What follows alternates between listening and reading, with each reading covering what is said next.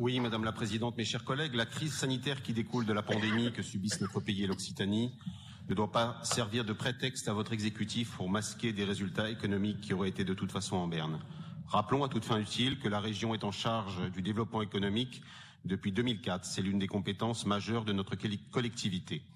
Les mauvais résultats sont la conséquence directe de vos orientations politiques prises depuis le début du mandat, Madame la Présidente. Il est nécessaire de rappeler que la Fondation IFRAP épingle dès 2017 les dépenses de la région Occitanie, celle-ci se positionnant de très loin en plus mauvaise région de France du point de vue de la maîtrise des coûts de fonctionnement.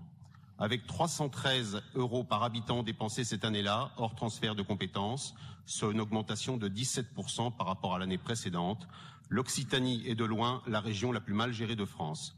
Cette mauvaise gestion se répercute négativement sur la capacité d'autofinancement avec une explosion de l'endettement régional en hausse de 12% du capital restant dû entre 2016 et 2017, soit la plus forte hausse de France.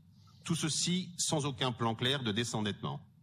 Face à cela, notre groupe a demandé en janvier 2017 la création d'une mission d'information et d'évaluation sur les coûts de la fusion des régions. C'est notamment au travers de cette mission que nos élus ont pu repérer déjà à l'époque l'explosion des charges de personnel, plus 5%, également soulignée par l'étude de l'IFRAP.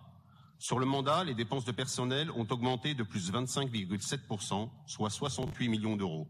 On pourrait citer également la hausse vertigineuse de plus de 47% entre 2016 et 2019 de la ligne administration générale, portée à près de 208 millions d'euros. En mai 2016, ce que vous présentiez comme un véritable plan Marshall, doté d'une enveloppe de 800 millions d'euros, n'a pas eu les résultats attendus en matière de croissance. 2 ans après, en 2018, cette dernière n'est pas au rendez-vous. Et notre région fait moins bien qu'auparavant. Précisons d'ailleurs que c'est la première fois que les objectifs de croissance ne sont pas atteints, d'après les données de la Chambre de commerce et d'industrie. Mais le triste bilan de votre politique s'inscrit déjà au 4e trimestre 2019, avec 9,5% de la population active au chômage en Occitanie. C'est le deuxième plus fort taux de chômage des régions métropolitaines.